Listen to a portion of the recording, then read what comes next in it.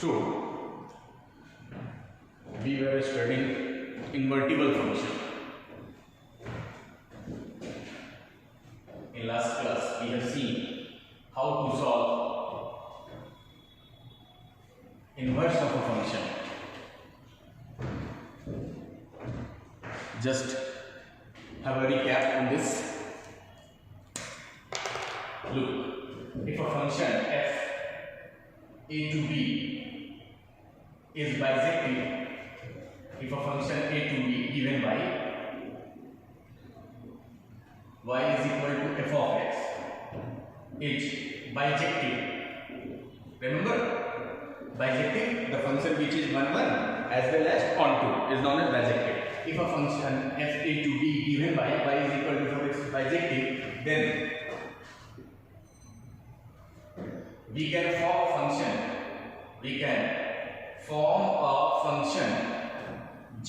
Let us say function का नाम मैंने g कह दिया. G means what? f inverse b to a, and y is equal to f of x. Then x is equal to what?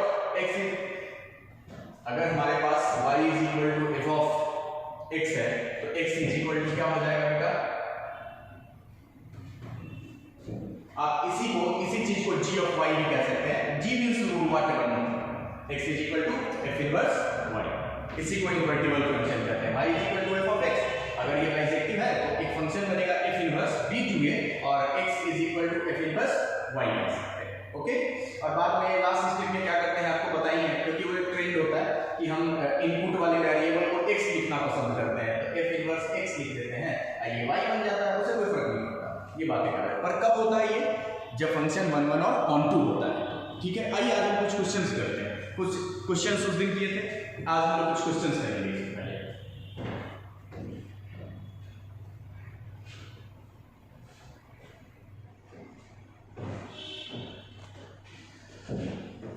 Okay, actually कुछ question किए थे. We have a question in front of you. अच्छा question है बेटा, मैं इस question को देखेंगे. अ फंक्शन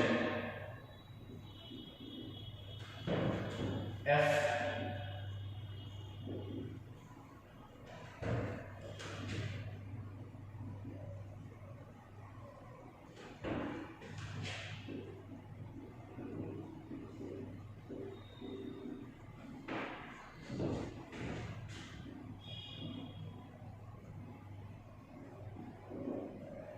then find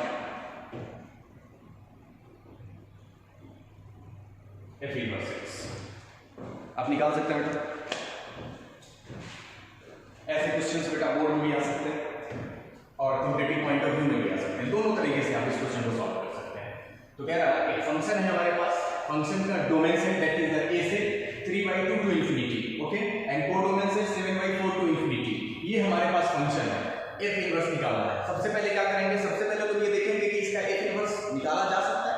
तो सबसे पहले हम फंक्शन की इंजेक्टिविटी चेक करेंगे. फंक्शन का इंजेक्टिविटी चेक करते हैं बेटा. आइए फंक्शन का इंजेक्टिविटी चेक करते हैं. सॉल्यूशन इंजेक्टिविटी क्या है? फंक्शन हमारे पास बेटा y is equal to x square minus 3x plus 4.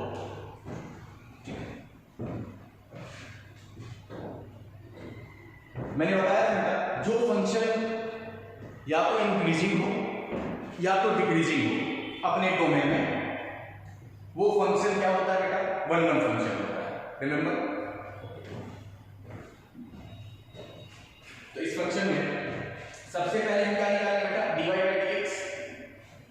dy by dx निकालेंगे. क्या है फंक्शन का dy by dx? 2x minus 3. अब जब देखिए ये 2x minus 3 इस रीजन में, क्योंकि आपका domain that is the value of x, तो ये है 3/2 टू इंफिनिटी. रिमेंबर, ये quantity for x belonging to 3/2 to infinity. Look yourself, 3/2 to 3/2 अगर यहाँ पर पुट करते हैं बेटा, 3/2 अगर हम पुट करेंगे तो ये क्वांटिटी कितना हो जाएगा बेटा? 0. और 3/2 के ऑनवर्ड्स रहेंगे तो ये क्वांटिटी क्या होगा बेटा? पॉजिटिव होगा, क्योंकि 3/2 इसका क्रिटिकल वैल्यू है. तो इट मींस जो dy by dx आ रहा है बेटा, ये पॉजिटिव है for all x belonging to 3/2 to infinity. I hope this is clear.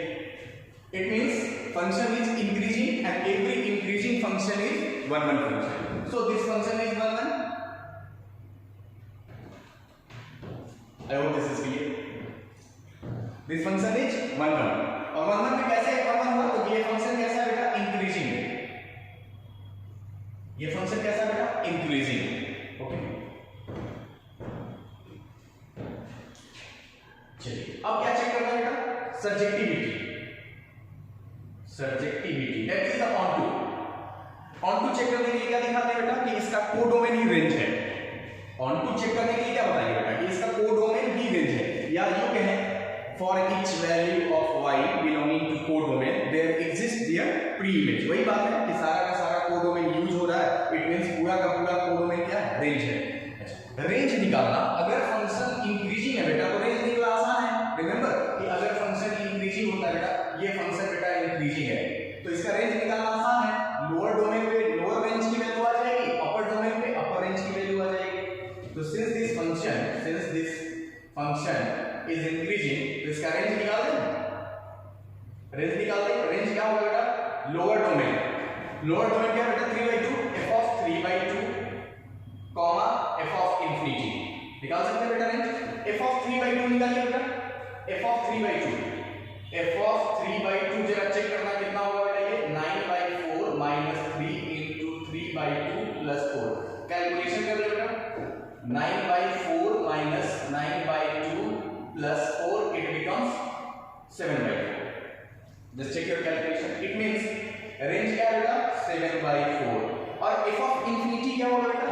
obviously इसमें infinity अगर हम डालेंगे obviously वैल्यू क्या हो जाएगा बेटा? infinity।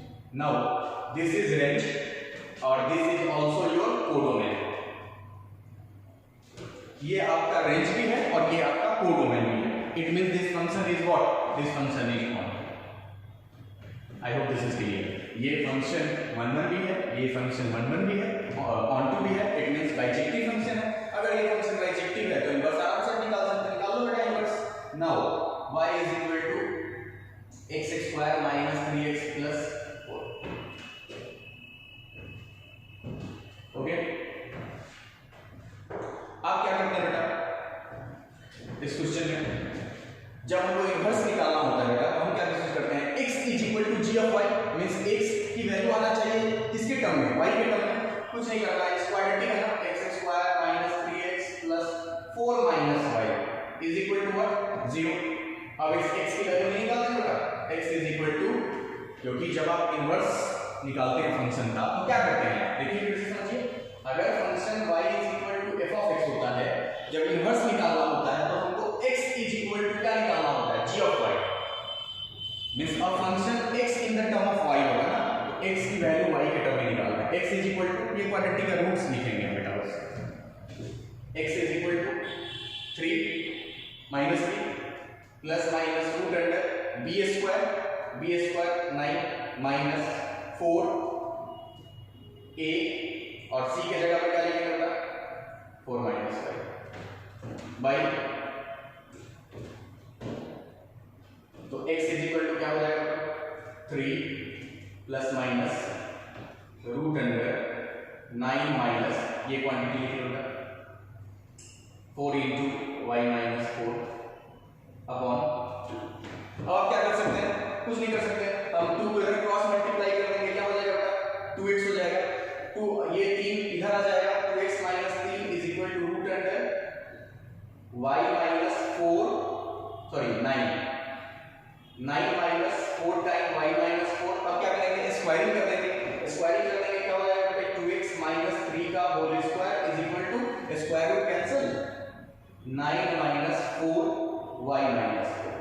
अब तो करिए क्या समझ रहे हैं? y को एक तरफ कर देंगे, बाकी सब एक तरफ हो गया कन्वर्ट इनवर्टिबल। देख लीजिए इस क्वेश्चन को। ये क्वेश्चन दोनों पर्सपेक्टिव में आ सकते हैं बेटा। ये क्वेश्चन ये बोर्ड के लिए भी उतना इंपॉर्टेंट है और आपके फाउंडेशन के लिए भी, आपके कॉम्पिटिटिव एग्जाम्स के लिए भी इंपॉर्टेंट है।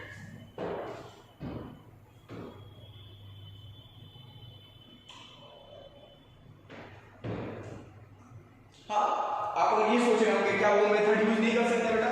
1 1 के लिए एक और मेथड है हमारे पास। Put f of x1 = f of x2 if this gives x1 = x2 is the only solution। बिल्कुल you can solve this by that method, but ये थोड़ा लेंथी कैलकुलेशन करेगा और ये थोड़ा जल्दी करेगा, बस इतना फर्क है। आप ट्राई कर सकते हैं, उस मेथड से भी आप ट्राई कर सकते हैं। ओके ठीक, ऐसे क्वेश्चंस आपके जो एनसीईआरटी में ऐसे क्वेश्चंस होंगे, आप उनको या कहीं से भी आप ऐसे क्वेश्चंस जो होंगे क्योंकि बोर्ड में भी आते हैं, आप उनको सॉल्व कर लेंगे। जो प्रॉब्लम होगा नेक्स्ट क्लास से पहले बताएंगे।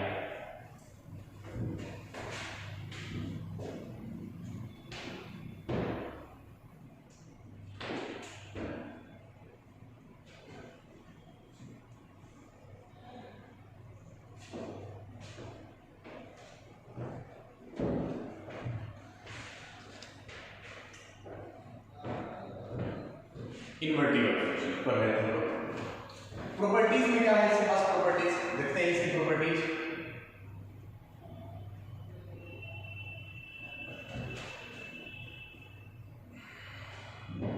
पहला प्रॉपर्टीज आप जानिए, every bijective function is invertible और inverse of a function unique होता है। यूनिक का क्या मतलब है? यूनिक का मतलब है एक फंक्शन का जो इनवर्स है केवल वही उसका इनवर्स हो सकता है, दूसरा उसका इनवर्स नहीं बनाया जा सकता। तो you can write the first properties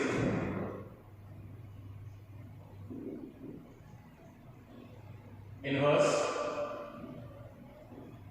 of a function is unique. It means, what does it mean? Listen carefully. If I say y is equal to f of x function है जो कि 1 1 1 2 है, it means कि ये function invertible है। अगर ये function invertible है, it means we can convert this x is equal to f inverse y, यही मतलब होता है। और इसको चाहे तो फिर हम कैसे लिख सकते हैं बेटा, मैंने बताया ना ट्रेंड होता है, इसको y वेरिएबल बस चेंज करना है, रूल चेंज नहीं करना बेटा। तो क्या हो जाएगा बेटा, ये g of y मींस ये इसका इनवर्स है और ये इसका इनवर्स है। इफ समवन सेज कि y is equal to h of x, किसी ने कहा y is equal to h of x इसका इनवर्स है, इट मींस कि ये दोनों फंक्शन बराबर, ये दोनों फंक्शन, क्योंकि इनवर्स एक ही हो सकता है, इनवर्स यूनिक होता है हमेशा, यही मतलब होता है। ठीक, सेकंड क्या देख, सेकंड प्रॉपर्टी का ये जो फंक्शन होता है और उसका inverse,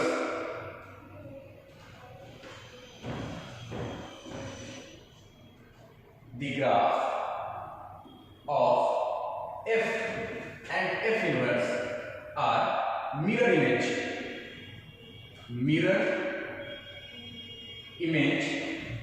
of each other। Mirror image आप टॉपिक पढ़े होंगे, स्ट्रेट लाइन क्लास 11 में मैंने पढ़ाया था।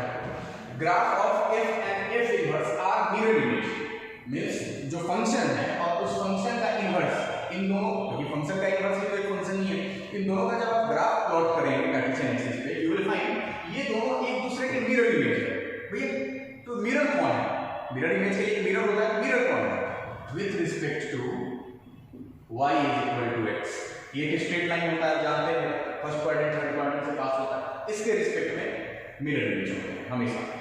जैसे now tell me, exponential function का ही इनवर्स लॉगरिथमिक फंक्शन है,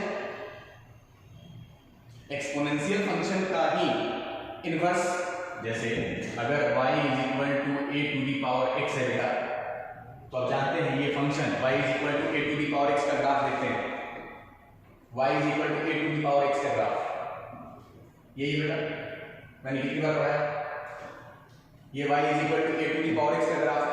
ओके, थोड़ा सा और अच्छा बनाना,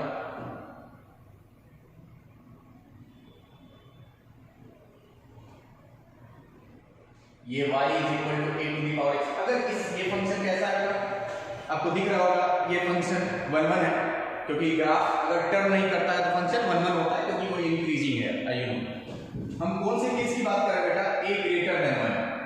रिमेंबर एक्सपोनेंशियल फंक्शन के दो केसेस होते हैं, व्हेन a ग्रेटर देन 1 और when a lies 0 to 1। Okay, तो अगर मान लेते हैं इस केस की बात करते हैं a ग्रेटर देन 1, तो y is equal to a to the power x दिख रहा होगा बेटा, इंक्रीजिंग फंक्शन है और इंक्रीजिंग फंक्शन है तो 1 1 होगा।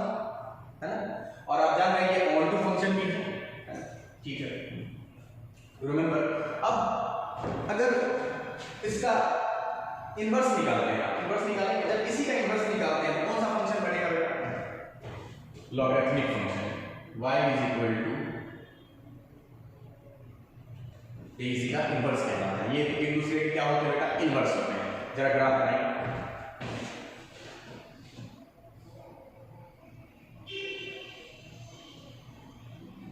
अब मेरा ग्राफ ठीक ठाक नहीं बन रहा है, ठीक ठाक बना रहा है।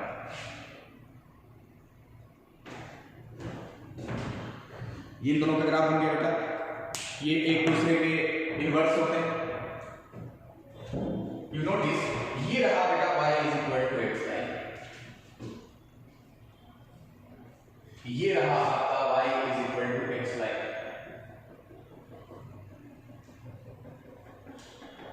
आपको दिख रहा होगा बेटा, ये एक दूसरे के मिरर इमेज नहीं है, एक दूसरे के मिरर इमेज। अच्छा, दूसरा भी केस है हमारे पास बेटा, जब a 0 से 1 के बीच में होता है। जब a 0 से 1 के बीच में होता है तो ग्राफ कैसे बनता है बेटा?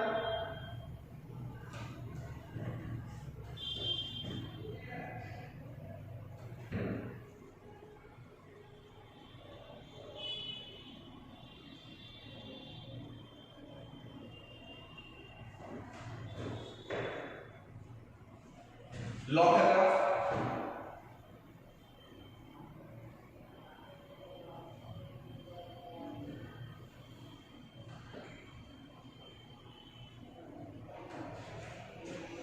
ये ग्राफ बेटा, ये है y is equal to a to the power x का ग्राफ, और ये ग्राफ है y is equal to log x base a। एक दूसरे के इनवर्टिबल फंक्शन है। अच्छा, बस केस बदल गया, आपने ग्राफ को देखा, अभी भी ये रहा y is equal to x line. मेरा थोड़ा ग्राफ ठीक नहीं बना बेटा, आप ठीक बना लेना, ये एक ही पॉइंट है। ये लाइन है बेटा y is equal to x। आपने देखा अभी भी एक दूसरे का मिरर इमेज है। मिरर इमेज नहीं बेटा, अगर ये मिरर है,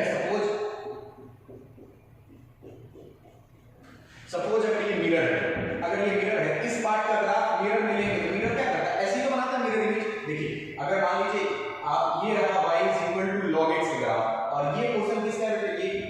ये वाला पोर्शन, ये वाला पोर्शन देखिए, ये किसका portion? y is equal to a to the power x का।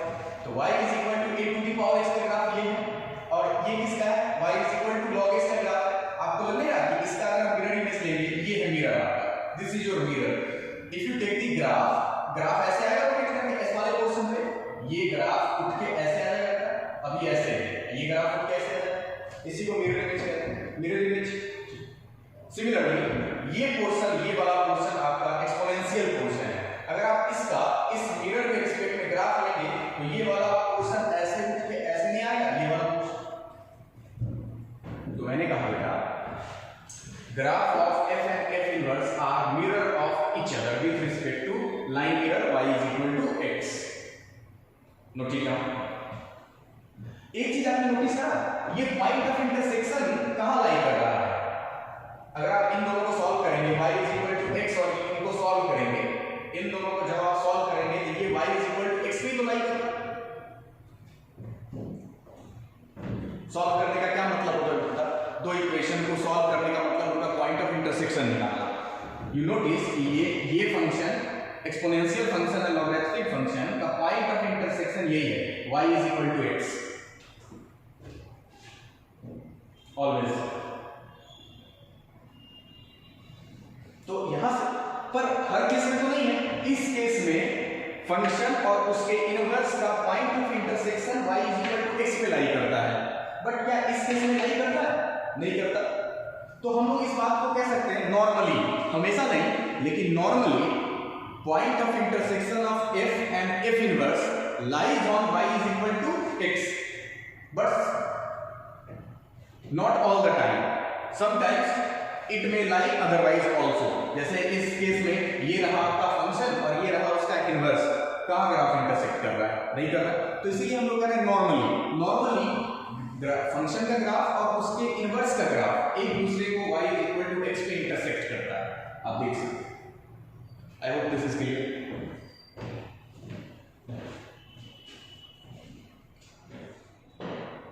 बढ़िया। लिख डालें इस बात को। तीसरा प्रॉपर्टीज लिख सकते हैं बेटा, थर्ड प्रॉपर्टीज।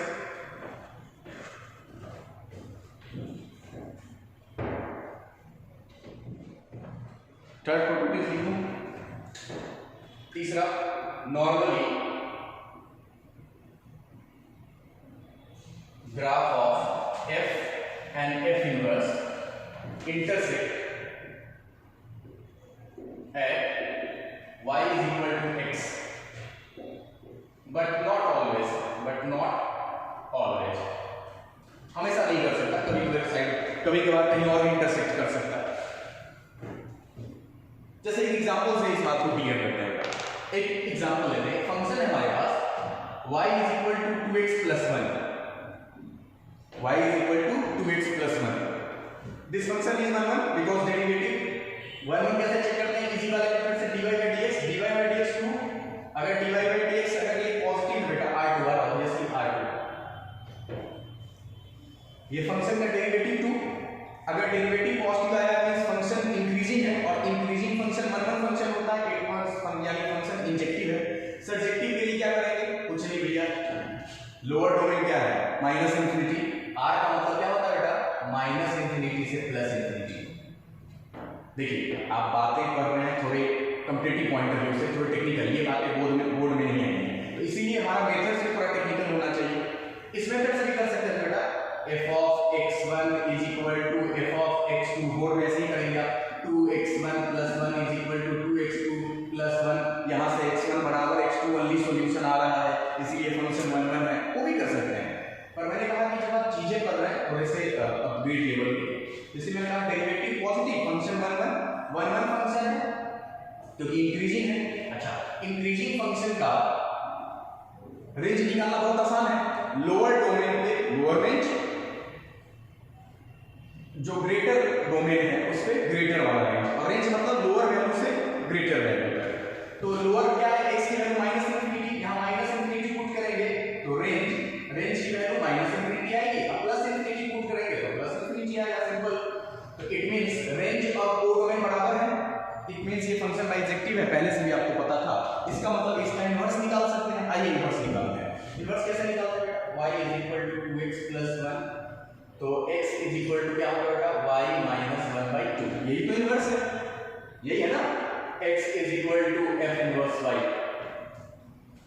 बस हम चाहते क्या है, कभी भी फंक्शन बनाते हैं तो हम इंडिपेंडेंट वेरिएबल हमारा x हो, डिपेंडेंट y हो, एक ट्रेंड है, आप भी ट्रेंड बनाइए, बस इसको y कह रहे हैं और इसको x कह रहे हैं, और कुछ नहीं।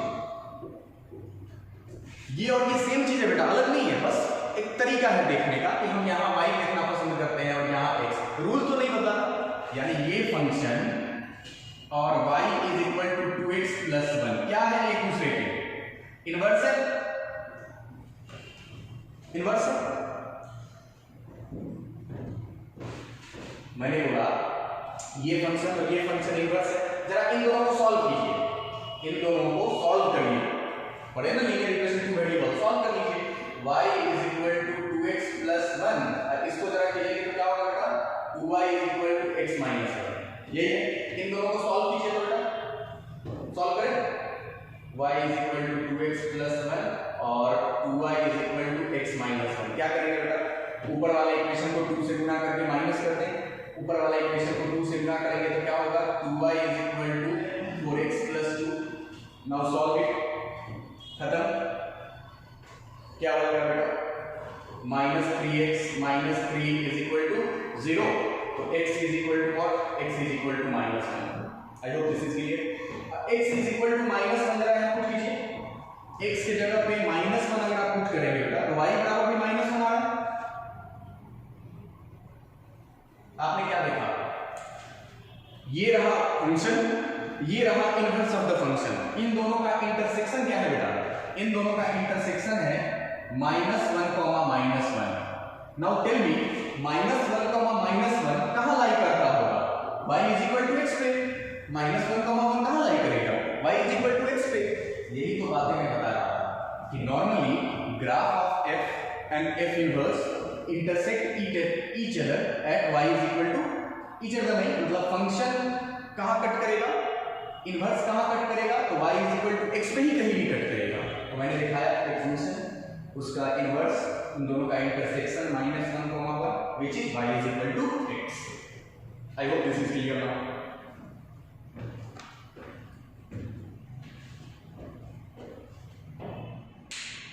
I hope this is clear. अब इसे क्वेश्चन कैसे पूछा जा सकता है? सी क्वेश्चन कैसे पूछा जा सकता है? एक क्वेश्चन है हमारे पास, वी हैव अ क्वेश्चन,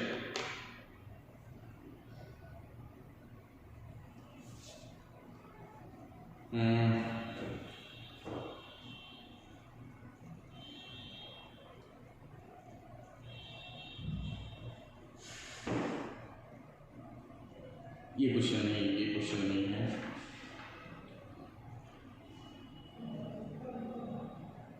नहीं ये सेम क्वेश्चन है। फंक्शन है हमारे पास 3/2 टू इंफिनिटी से कोडोमेन है 4 से infinity.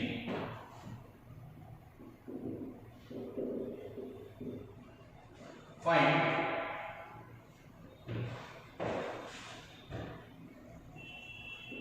solution of f of x and f inverse x। देखिए क्वेश्चन कैसे पूछा जा सकता है, देखिए आप pause the video and try to solve it. ऐसे क्वेश्चन पूछे जा सकते हैं। एक फंक्शन है आपके पास, कह रहा है ये फंक्शन और इसका f इनवर्स का सॉल्यूशन बताइए। दो कर्व के सॉल्यूशन का क्या मतलब बेटा? उनका पॉइंट ऑफ इंटरसेक्शन तो पूछ रहा है आपसे, है ना? I hope you tried at least. देखिए कैसे सॉल्व करेंगे।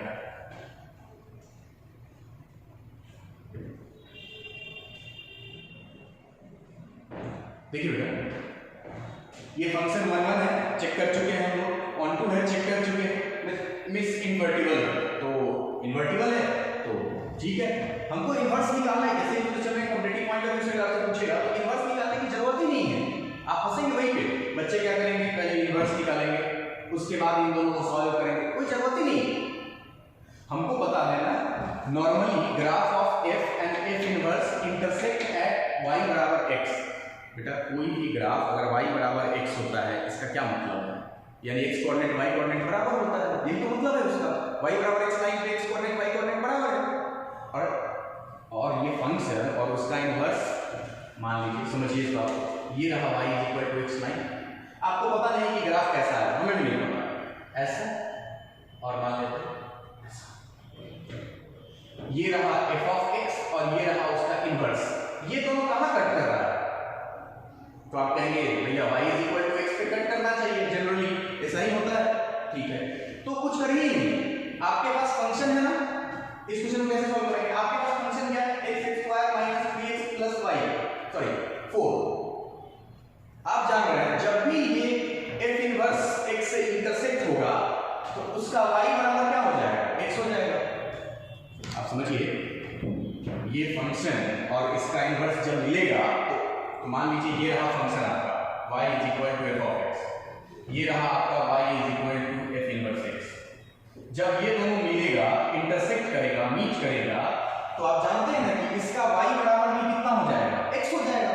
It means f inverse x भी क्या हो जाएगा? x हो जाएगा। और दो कर्व को सॉल्व करने का क्या मतलब होता है? इंटरसेक्शन निकालना, इन दोनों को सॉल्व कर लीजिए, सिंपली इन दोनों को सॉल्व कर लीजिए।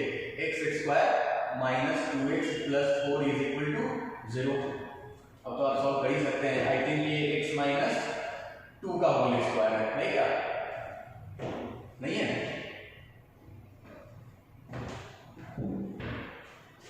कुछ गलती हो गई?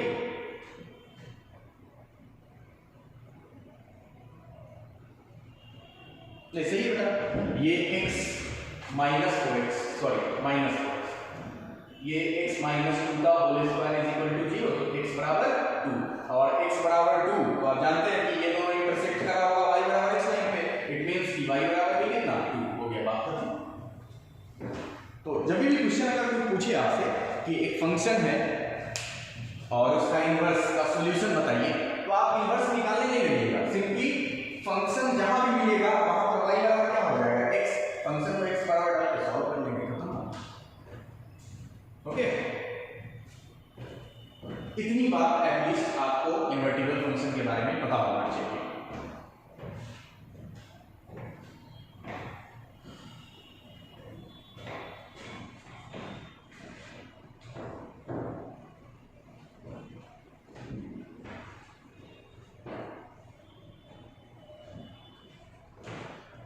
दो पॉइंट है बेटा, एक होता है बेटा आइडेंटिटी फंक्शन, बस पॉइंट्स हैं, इससे क्वेश्चंस नहीं, बस आप जानिए आइडेंटिटी फंक्शन क्या होता है। सिंपल है, जो आप अपना आइडेंटिटी चेंज ना करें, सिंपल सा बात है आइडेंटिटी फंक्शन।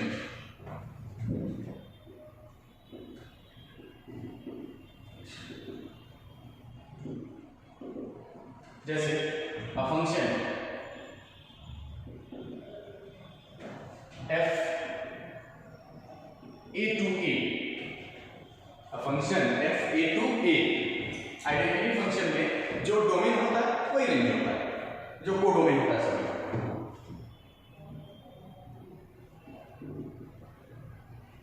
इसी को कहते हैं, बस सिंपल भाषा में आपको समझना है, एक ऐसा function a to a b to b, मतलब डोमेन और कोडोमेन से सेट होता है। A function a to a such that f of x is equal to x, उसी को हम लोग कहते हैं identity function.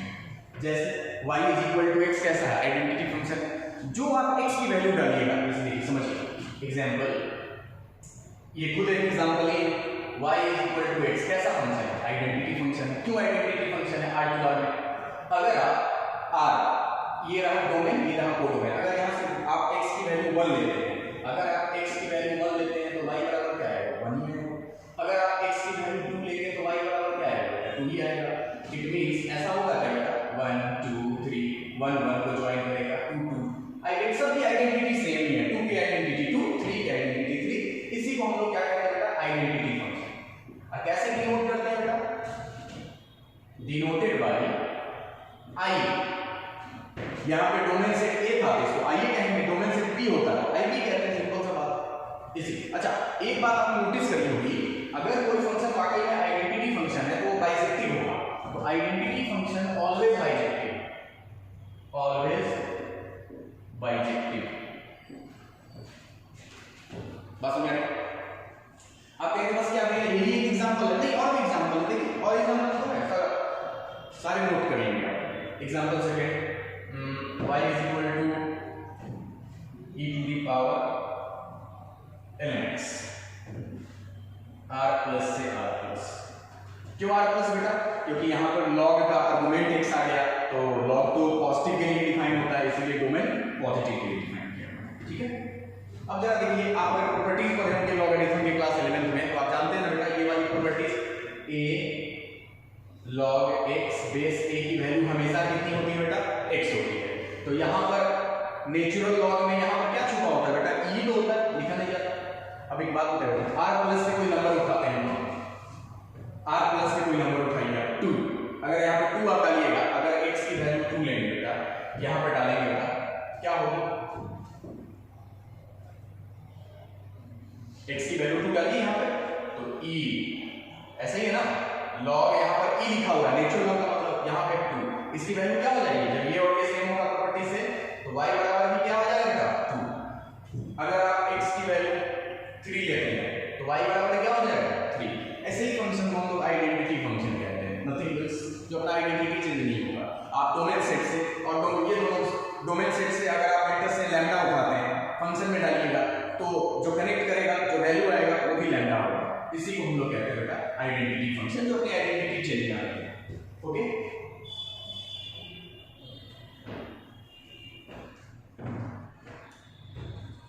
Next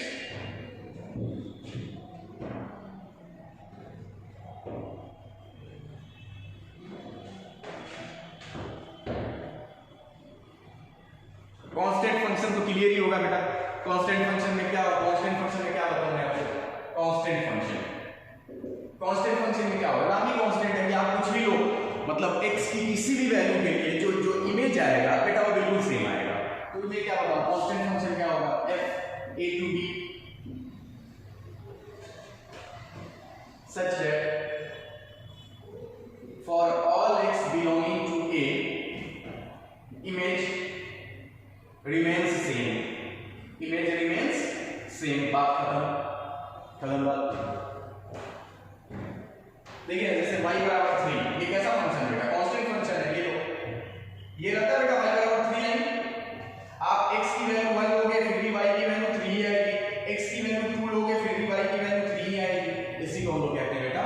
constant function. ये सब बस इंफॉर्मेशन है, you should know about.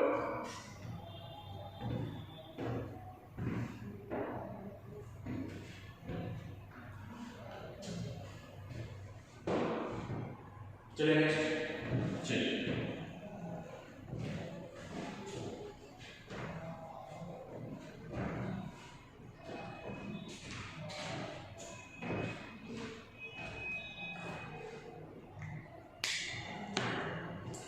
Next is very important. इससे डायरेक्ट बोर्ड में आपके क्वेश्चंस नहीं आएंगे, ऐसे क्वेश्चंस डायरेक्ट जेई वगैरह में आएंगे, जेई मेन एडवांस में आएंगे वगैरह नहीं, तो बोर्ड में डायरेक्ट क्वेश्चन नहीं आएंगे, फिर भी आएंगे। कैसे? जब आप इंटीग्रेशन पढ़ेंगे बेटा, जब आप इंटीग्रेशन बनाएंगे, डेफिनेट इंटीग्रेशन, तो वहां इवन ऑड फंक्शन की जानकारी होनी बहुत जरूरी है। If you don't know the function is even odd, तो इंडेफिनिट के सॉरी डेफिनेट इंटीग्रेशन के कुछ क्वेश्चन में आप फंस जाते हैं, हर साल बोर्ड वाले बच्चे फंसते हैं। कारण कि आप इवन ऑड फंक्शन, क्योंकि फंक्शन ये नॉर्मल सिलेबस में नहीं होता है तो बच्चे भी नहीं पढ़ते, लेकिन इंटीग्रेशन में तो होता है, इट मींस सिलेबस में है, तो आप उसको पढ़ें, बहुत इंपॉर्टेंट है। इवन फंक्शन क्या है?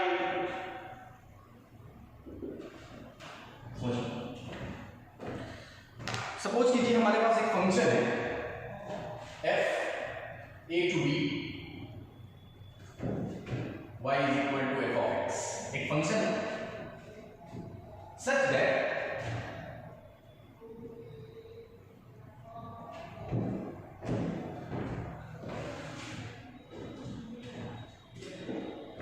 अगर इस फंक्शन में हम उसके डोमेन की माइनस वैल्यू पे अगर चेक करें, मतलब y is equal to f of x है ना, तो अगर फंक्शन में आप f of माइनस x निकाल रहे हैं तो फंक्शन की जो वैल्यू है ना वो f of x के बराबर ही है। क्या होता है इवन फंक्शन?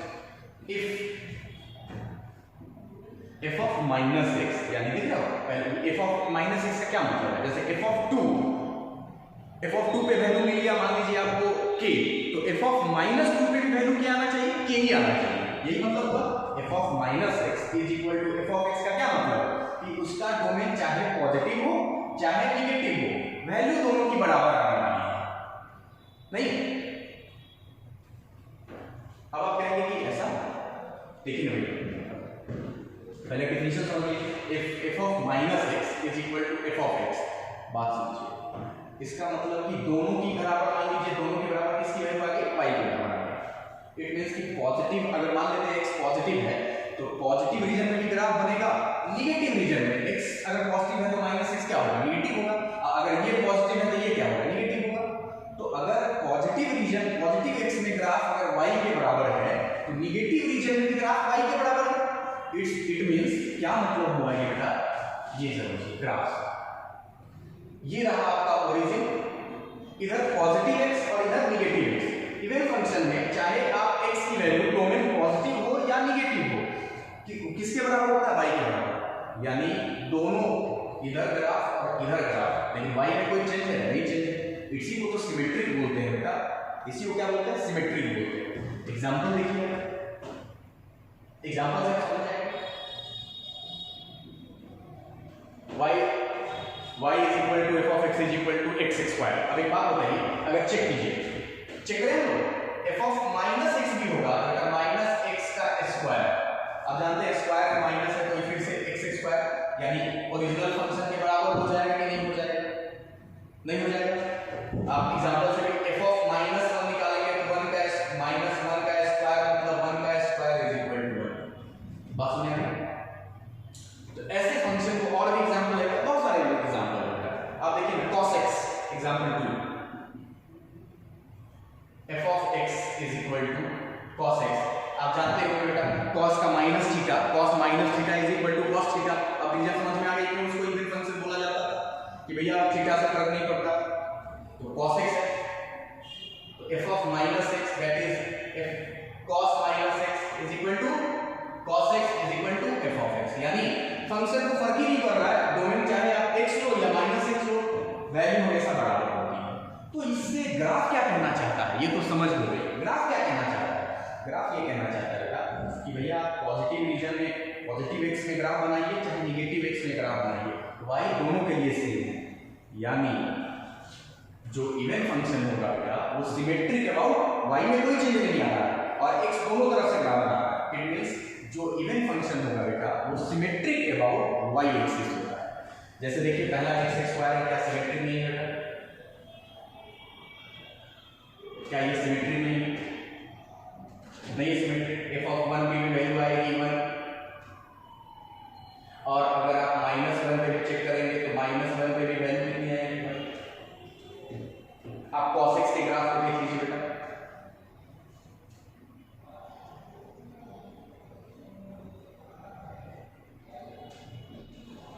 आपको लग नहीं रहा कि जैसा ग्राफ पॉजिटिव x में है उसी का मिरर इमेज दिया गया हुआ है? नहीं। तो ऐसे फंक्शंस को बोलते हैं बेटा हम लोग इवन फंक्शन। बात क्लियर? इवन फंक्शन में डिफिनीशन के तौर पे आप ऐसे याद रख सकते हैं f of minus x is equal to x. पर मेरे काम का ये है कि भैया आप बोर्ड में जो यूज करेंगे उसके लिए इतना काफी है कि f of minus x is equal to f of x होता है, ऐसे फंक्शन को इवन फंक्शन बोलते हैं। ठीक, हमारे लिए क्या इंपॉर्टेंट है कि भैया अगर f of x is equal to f of minus x होता है मतलब डोमेन ग्राफ पॉजिटिव x बनाइए या नेगेटिव x बनाइए, y चेंज नहीं होगा। It means graph is symmetric about y axis. बात समझ आ रही है? तो इवन फंक्शन के बारे में आप क्या लिख सकते हैं? इसके बाद ग्राफ ऑफ इवन फंक्शन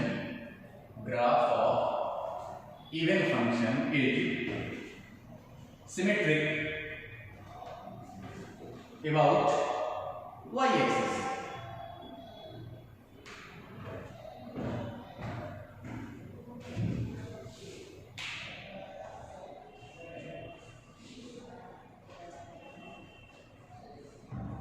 बात क्लियर?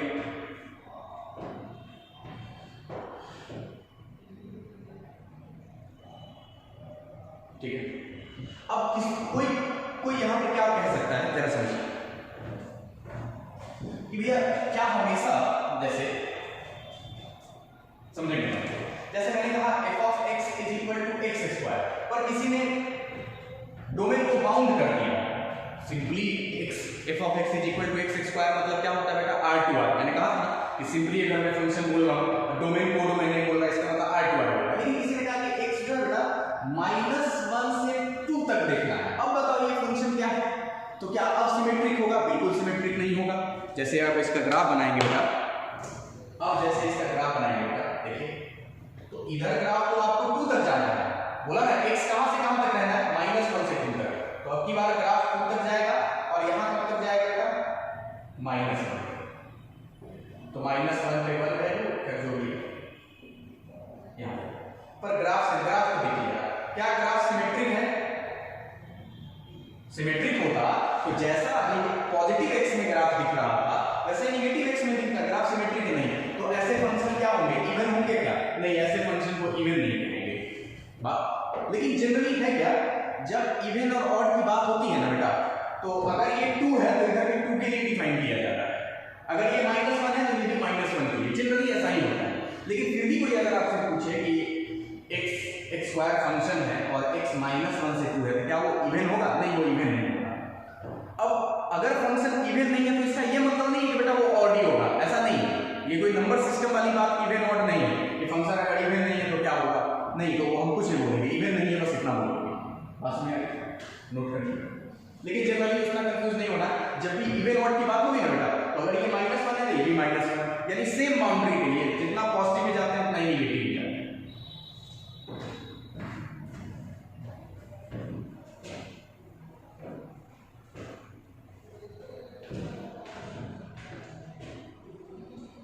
ऑड फंक्शन क्या होता है बेटा?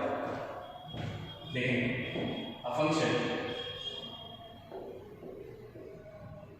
एक फंक्शन है बेटा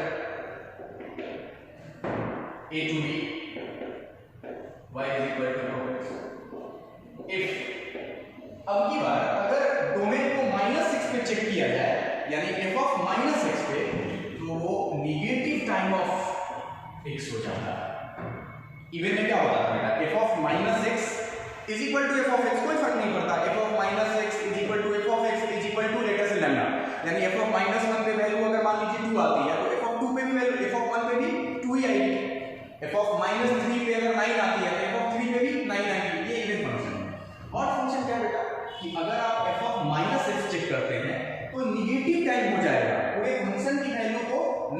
टाइप बना देता है। बात समझ आई? तो हम कहेंगे, तब हम कहेंगे ये जो फंक्शन है, ये फंक्शन कैसा है? Odd function. एग्जाम्पल की बात कर लेते हैं। देखिए y = x3, कुछ नहीं लिखने का मतलब r2r, डोमेन कोड में नहीं लिखा मतलब r2r की बात करें। y = x3 है ना, यही फंक्शन है आपका। लेट अस ये f of x है। अब जरा f of -x चेक करो, -x3 क्या होगा बेटा? आप जानते हैं -x3 हो जाएगा, यानी माइनस ऑफ पूरे फंक्शन का नेगेटिव टाइम हो गया कि नहीं? पूरे फंक्शन x3 ही तो f of x था, अब माइनस आ गया मतलब पूरे फंक्शन का नेगेटिव टाइम हो गया। बात समझ आ रही? और क्या एग्जांपल हमारे पास? और एग्जांपल है बाकी सारे ट्रिग्नोमेट्रिक फंक्शन cos और sec को छोड़कर बाकी सारे ट्रिग्नोमेट्रिक फंक्शन को जरा देख लो। tan माइनस थीटा क्या होता है? माइनस ऑफ tan थीटा होता है, होता नहीं होता? sin माइनस थीटा क्या होता है? अगर आप थीटा को माइनस थीटा से रिप्लेस करते हैं तो पूरी वैल्यू माइनस से गुणा हो जाती है। y = sin x। अब आप चेक कीजिए, ये रहा आपका f of x। Now f of -x check कीजिए क्या होगा? sin -x। आप जानते हैं sin -x क्या होता है? Minus sin। तो क्या ये फंक्शन नेगेटिव टाइम नहीं हो जाता? ऐसे फंक्शन को बोलते हैं बेटा ऑड फंक्शन। बात समझ में आई? अच्छा, ग्राफ से क्या लेना देना है जरा समझिए। f of x और -x का मतलब समझते हैं कि अगर x अगर पॉजिटिव रीजन की बात कर रहा है तो -x नेगेटिव रीजन हो गया, और -x अगर पॉजिटिव है तो x नेगेटिव। इसका मतलब ग्राफ दोनों तरफ बनाना है। पर f of -x करने से क्या हो रहा है? अगर आप f of -x की बात कर रहे हैं तो पूरे ग्राफ का जो y है वैल्यू तो वही दे रहा है, बस नेगेटिव दे रहा है। समझते कैसे?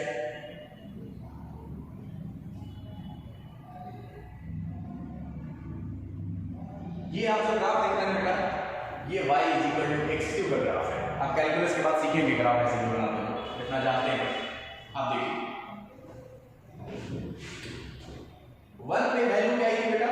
1 का क्यूब 1 होता है, लेकिन -1 पे वैल्यू बेटा से ये -1 पे वैल्यू क्या आ गई बेटा? -1 आनी भी चाहिए।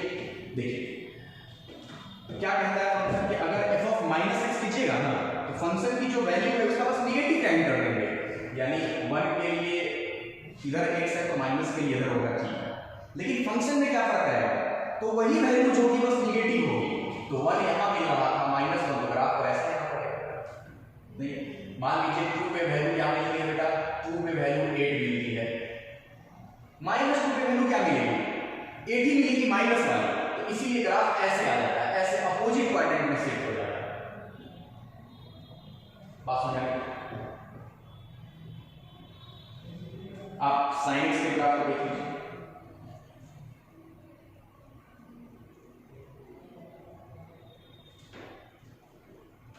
आपको लग नहीं रहा? क्योंकि जितना ये पॉजिटिव लिया वैल्यू में चेंज नहीं आता है। f of -x होने से function minus time f of x हो जाता है। अब minus time f of x होने का मतलब अपोजिट क्वाड्रेंट में शिफ्ट हो जाता है। देखिए ये अगर f of x वाला पार्ट है तो ये वाला पार्ट क्या है? Minus of f of x वाला। बस मैं तो यहां से हम क्या सीख रहे हैं?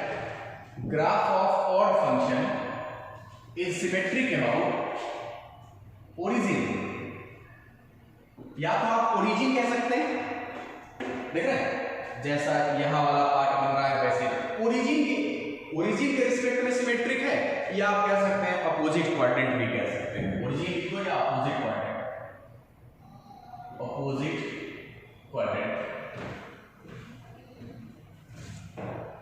Opposite quadrant. I hope this is clear. तो जो इवन फंक्शन होता है उसका ग्राफ y एक्सिस के अबाउट सिमेट्रिक होता है, जो ऑड फंक्शन होता है उसका ग्राफ अपोजिट में होता है, क्योंकि y के लिए वैसे फंक्शन ऐसे जा रहा था तो x के लिए माइनस आना है तो अपोजिट क्वाड्रेंट में शिफ्ट करना पड़ेगा।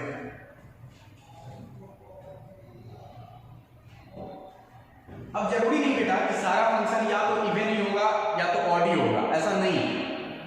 नाइदर वाला केस भी होता है, मतलब एक ऐसा फंक्शन होगा फंक्शन में भी नाइदर इवन नॉट ऑड, लिख लेंगे इस बात को, नोट लगाकर लिख लेंगे बेटा।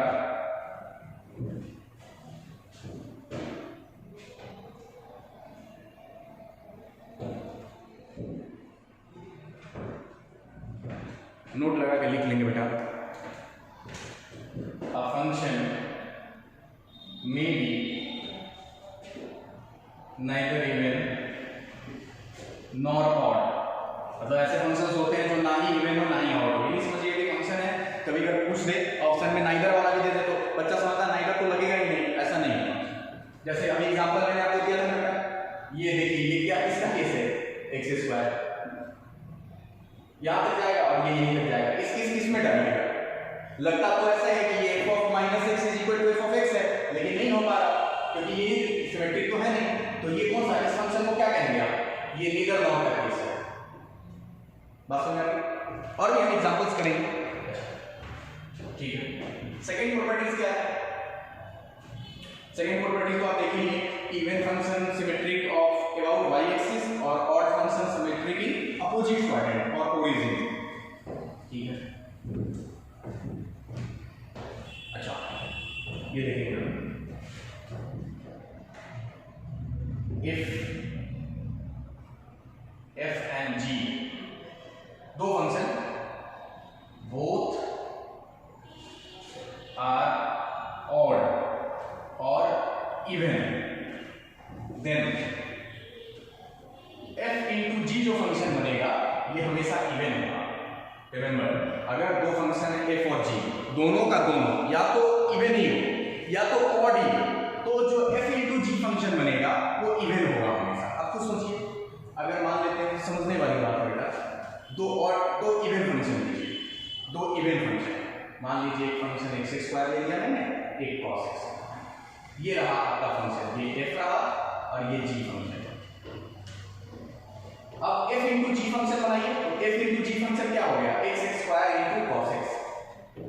अब ये फंक्शन देखना है इवन है कि ऑड है, तो इवन ही रहेगा बेटा, क्योंकि अगर आप माइनस x पे चेक करेंगे फिर भी ये x स्क्वायर होगा, क्योंकि माइनस x का square x square, cos minus x भी cos x होता है, तो आप ऐसे भी समझ सकते हैं। तो ऑड भी लेंगे तो यहां भी माइनस आएगा, यहां भी माइनस आएगा, फिर क्या बन जाएगा, इवन बन जाएगा बेटा। इसीलिए मैंने कहा कि अगर दो फंक्शन दोनों का दोनों या तो ऑड हो या इवन हो तो फंक्शन इवन होगा। If any of them is even and other is odd, then f into g is odd। बात समझ गया, एक ऑड हो जाएगा एक इवन हो जाएगा, तो नेगेटिव तो रहेगा ही रहेगा पूरे फंक्शन में। बात समझ गया।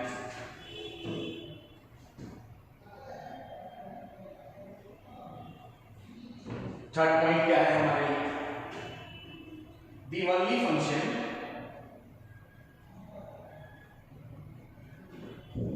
which is both on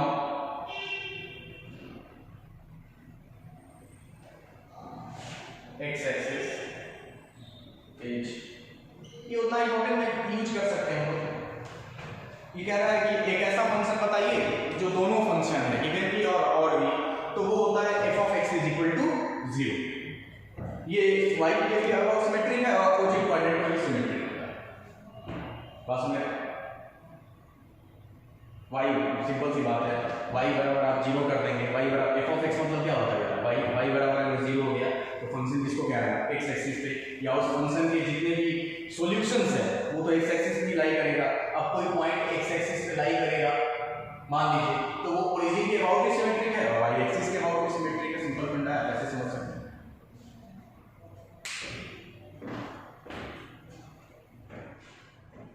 ठीक है, अब हम लोग कुछ बेसिक्स एग्जांपल करते हैं, कौन सा फंक्शन इवन है कौन ऑड है।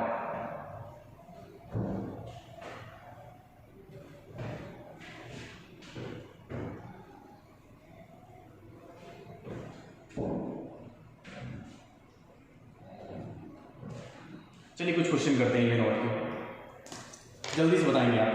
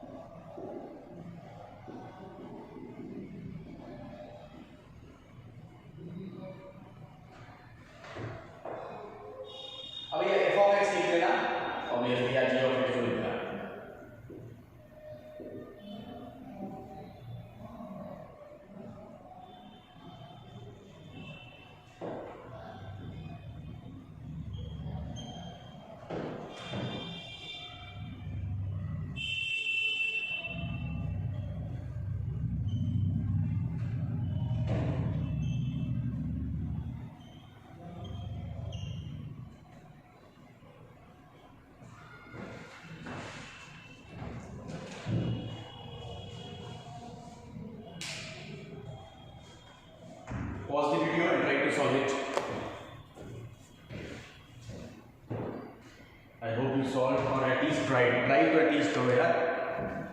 देखिए एक दो क्वेश्चन हम लोग सॉल्व करते हैं, बाकी आप खुद करेंगे. जैसे पहला क्वेश्चन, एक फंक्शन है. अब ये इवेंट और कैसे पता चलेगा? हम f ऑफ माइनस एक्स निकाल लेते हैं. f ऑफ माइनस एक्स निकालते हैं. आइए निकालते हैं. जितने भी x है सबको माइनस एक्स पुट कर देना है आपको. जितने भी डोमेन x है सबको माइनस एक्स. आइए ये माइनस एक्स, एक माइनस यहाँ, और tan माइनस एक्स क्या होगा बेटा? tan माइनस एक्स माइनस कहाँ निकालेगा? माइनस ऑफ tan x, तो माइनस माइनस प्लस, तो ये हो जाएगा x tan x. अच्छा cos को तो वैसे भी फर्क नहीं पड़ता है बेटा, वैसे भी स्क्वायर है, तो ये क्या हो जाएगा बेटा? cos square x. अब देखिए f ऑफ माइनस एक्स आपने निकाला, ये f ऑफ x के बराबर आ गया. इसका मतलब ये कौन सा फंक्शन है बेटा? ये even function. I hope this is clear. कोई प्रॉब्लम नहीं, आपको कुछ नहीं करना. आप f ऑफ माइनस एक्स निकालिए. If it is equal to f of x, then the function is even, or it is equal to minus of f of x, then or second question. ये function हमारे पास दिया है, हम क्या करेंगे? f of minus x निकालते हैं. आइए f of minus x निकालते हैं. What does it mean by f of minus x? Function में जहां जहां x है वहां माइनस x रिप्लेस कर दो. आइए ln 1 माइनस x हो जाएगा, और ये क्या हो जाएगा? 1 प्लस x. ध्यान से देखिए बेटा क्या फर्क है. लॉग की प्रॉपर्टीज याद कीजिए. ये रेसिप्रोकल हो गया क्या बेटा? देखिए log 2 को log अगर 1/2 लिखना है तो आगे कितना ले जाना पड़ेगा बेटा? -1, क्योंकि log 2 से अगर आप ये जानना चाहते हैं बेटा, तो अगर हम log 2 लिखा हुआ है हम वहां 1/2 लिखना चाहते हैं, तो आप कहेंगे लिख सकते हैं भैया. इसको 1/2 लिखने के लिए क्या करना पड़ेगा? तो भैया यहां भी पावर -1 देना पड़ेगा नहीं, और ये माइनस आगे शिफ्ट होगा. आप लॉग की प्रॉपर्टीज को ध्यान दीजिए तो आपको दिख रहा होगा इसमें और इसमें कितना का फर्क है? रेसिप्रोकल का. तो ये बेटा ये ऐसे कब बना होगा? जब यहां माइनस पावर आगे शिफ्ट किया होगा बेटा. नहीं, अगर नहीं समझ में आ रहा है किसी को तो मैं ऐसे कर दूं, ऐसे ऐसे कर देता हूं. 1 plus x upon 1 minus x की पावर माइनस. ऐसे तो लिख सकते हैं बेटा. इस चीज को ऐसे तो लिख सकते हैं. किसी भी चीज को 2 को अगर 1/2 लिखना है तो 1/2 टू द पावर -1 कर दो. अब ये माइनस कहां जाएगा? प्रॉपर्टी से आगे जाएगा बेटा, तो ये आ जाएगा minus time ln 1 plus x upon 1 minus. Now tell me f of minus x किसके बराबर हो गया बेटा? Minus time f of x के बराबर. इसीलिए ये फंक्शन कैसा है बेटा? I hope this is clear. Now try it yourself. इस सबको प्रैक्टिस कर लेंगे बेटा.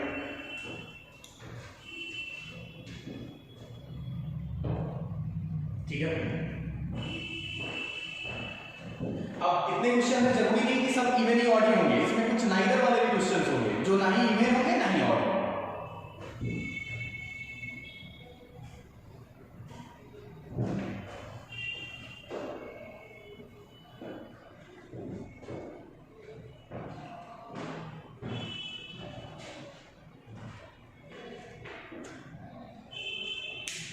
नेक्स्ट क्या है?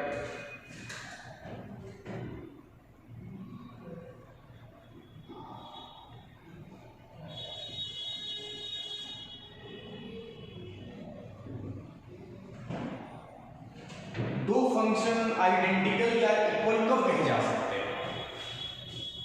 How we can say two functions let us say f of x and g of x are equal. Equal कब कहे जाएंगे? देखिए two functions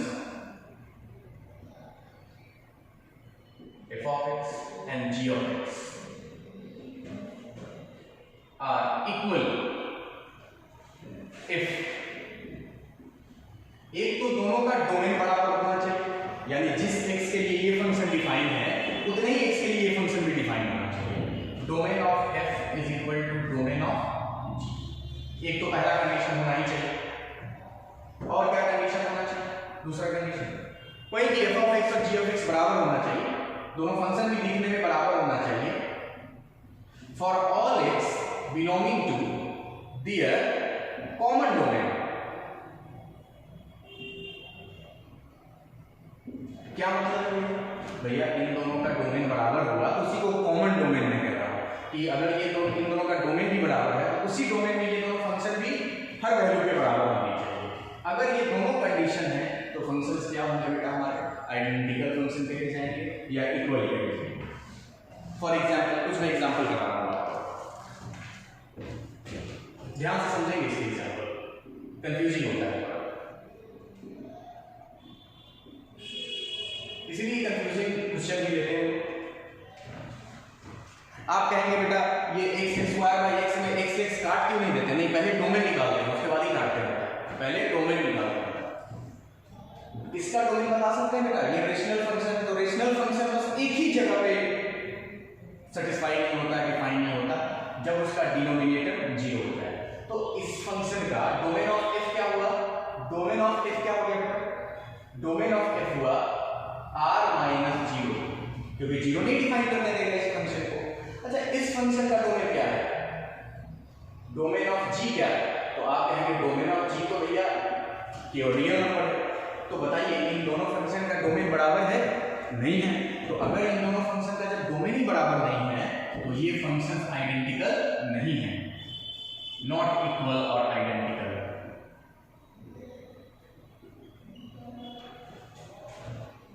पास में एक और एग्जांपल लेते हैं।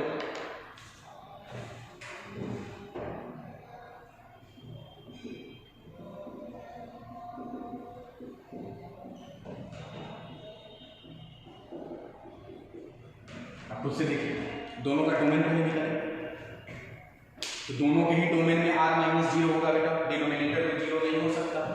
तो भैया f फंक्शन का जो डोमेन है, domain of f, domain of f की क्या होगा बेटा, r माइनस 0, और जो डोमेन ऑफ g है बेटा ये भी r माइनस 0। ये दोनों फंक्शन का डोमेन बराबर, अब ये फंक्शन बराबर है ना वैल्यू, बिल्कुल बराबर है बेटा। अब अगर काट के अगर आप देखें तो ये भी 1/x है और ये भी 1/x है, तो दोनों फंक्शन 1/x ही है, तो x के किसी वैल्यू पे दोनों फंक्शन तो बराबर ही वैल्यू देगा आपको, नहीं। तो मेन इसका काम होता है डोमेन ही चेक करने का, क्योंकि बाकी जब भी क्वेश्चन आएंगे बेटा तो ये वैल्यूज जो देने वाला होगा वो बराबर ही होगा, मेन कहानी दोनों के डोमेन पे। ठीक, एक आप खुद से प्रैक्टिस कर लेंगे, मैं देख रहा हूँ।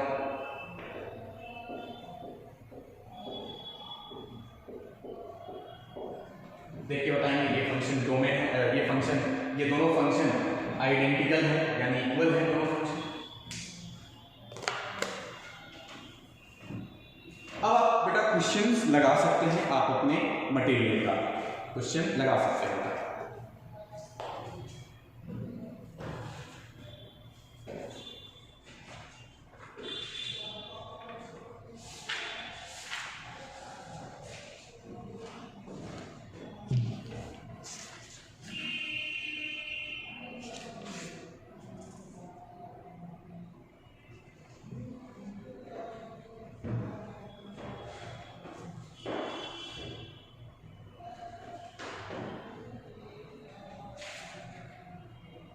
अब आप क्वेश्चन लगा सकते हैं बेटा।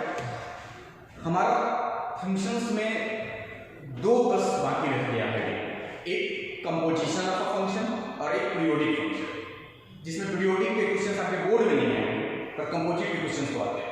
तो इनके अलावा सीट में जितने क्वेश्चंस हैं आप उनको अटेम्प्ट करना चालू कीजिए और क्लास स्टार्ट होने से पहले आप बता दें कौन से क्वेश्चन में प्रॉब्लम है और भेज दें क्वेश्चंस।